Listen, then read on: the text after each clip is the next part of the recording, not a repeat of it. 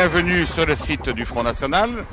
Eh bien, nous sommes aujourd'hui devant le 16 rue de la Loi, lieu bien connu du pouvoir en Belgique, puisque c'est ici que se dessinent les grandes politiques de notre pays. Et comme vous le savez, tout va très bien dans notre pays. La sécurité est assurée pour tout le monde.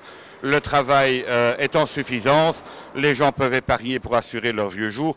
Tout va donc très bien. En réalité, vous le savez, la réalité est tout à fait différente.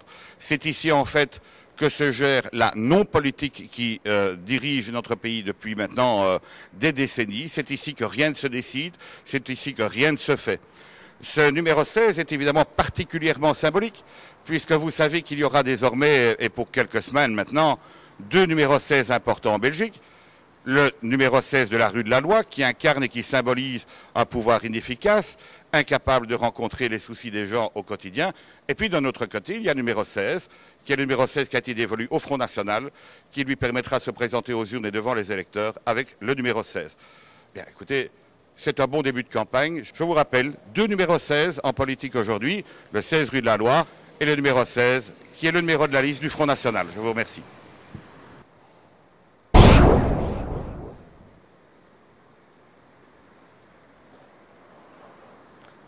Eh bien, nous sommes ici devant le Petit Château, lieu particulièrement symbolique à Bruxelles, mais pour la Belgique entière, de la politique d'immigration menée par ce gouvernement et par les hommes politiques qui ont la prétention de nous gouverner.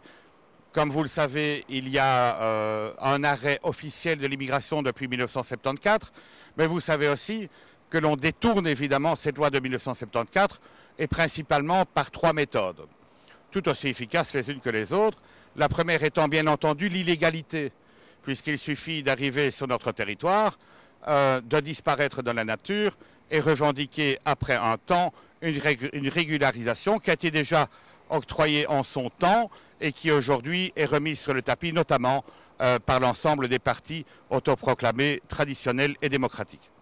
La deuxième méthode est bien entendu le regroupement familial, et vous savez que le regroupement familial permet de faire venir, pour ceux qui sont déjà installés chez nous, une grande partie de leur famille, de telle sorte qu'ils puissent évidemment jouir des avantages que peut offrir une grande démocratie comme la Belgique. Enfin, il y a la troisième méthode, et sans doute la plus hypocrite et la plus scandaleuse, qui est l'abus du droit d'asile. Parce qu'enfin, la Belgique est un pays généreux, et donc nous permettons, dans le cadre de la loi et des accords internationaux, que les gens qui, dans leur pays, risquent leur vie ou la vie de leur famille pour leurs opinions politiques, de trouver refuge ailleurs. En Belgique, on se rend compte effectivement que toute une série, quand je dis toute une série, des dizaines de milliers de personnes ont été acceptées sur notre territoire, transitent par le Petit Château où nous nous trouvons, pour ensuite jouir d'un droit d'asile qu'on leur octroie ou pas. Et c'est très simple, lorsqu'on ne le leur octroie pas, eh bien, ils ne rentrent pas chez eux, ils ne respectent pas les règles édictées par ceux qui ont eu, il faut le dire, la générosité de les accueillir. C'est évidemment honteux, c'est évidemment scandaleux, nous le savons tous. Tous les partis au pouvoir jusqu'à présent n'ont pas voulu agir, n'ont pas voulu rencontrer le bon sens que nous partageons avec les électeurs du Front National. Enfin, il faut tout de même ajouter que le FN dans ce dossier ne peut pas être accusé d'avoir été laxiste, puisque cela fait maintenant 20 ans, et ces derniers mois plus particulièrement, depuis que nous avons rénové le Front National, que nous martelons cet aspect du problème de l'immigration, que nous répétons à qui veut l'entendre que c'est intolérable, que nous ne pouvons pas continuer. Et maintenant, aujourd'hui, au moment où je parle, alors que la crise éclate de tous côtés, alors que le pouvoir d'achat diminue de manière drastique, on se rend compte effectivement qu'on ne peut pas rencontrer toute la misère du monde.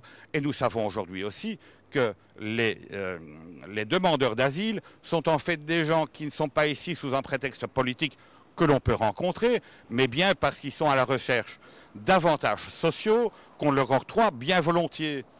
Et donc il ne s'agit pas ici d'être généreux ou pas généreux, la question est de savoir pour chaque Belge et chaque contribuable en particulier, s'il est disposé chaque année de travailler pour une période importante de sa période de travail pour payer ce laxisme et pour payer la pérennité d'une situation qui est inacceptable, la présence sur notre sol de gens qui abusent de notre confiance, qui abusent de notre générosité de la manière la plus honteuse, avec la complicité, faut-il le rappeler, de tous les partis traditionnels.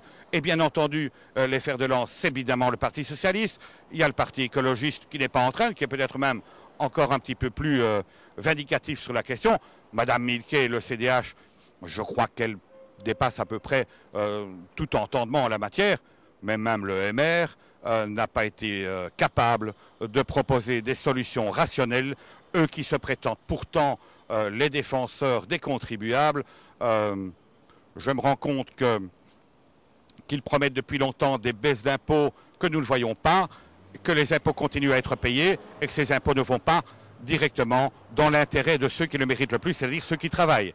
Eh bien, c'est une honte. C'est une honte pour les MR, c'est une honte pour Écolo, c'est une honte pour le CDH, c'est une honte pour les socialistes. Mais enfin, les socialistes, faut-il encore en parler? Y a-t-il encore quelqu'un qui peut faire confiance à ces gens-là? Je ne pense pas. En tout cas, nous sommes ici devant le petit château. Tout ça est payé par les contribuables, c'est payé par les gens qui ont travaillé depuis des générations.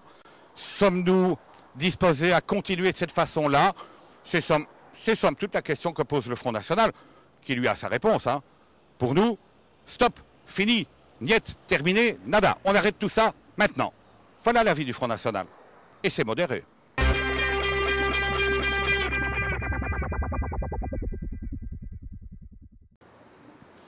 Bien, après l'analyse à la fois lucide, rationnelle et intelligente qui vient d'être faite par notre secrétaire général Patrick Sessler, concernant à la fois le problème de l'immigration, le problème des illégaux et le regroupement familial, je n'ai évidemment pas grand-chose à rajouter. Je voudrais cependant rappeler que voilà plus de 20 ans que le Front National dénonce le laxisme dont font preuve nos dirigeants par rapport à ce phénomène qui est bien connu de tous. Et je tiens à le féliciter par rapport à son intervention. Et il est clair que je partage entièrement et ses propos et son analyse.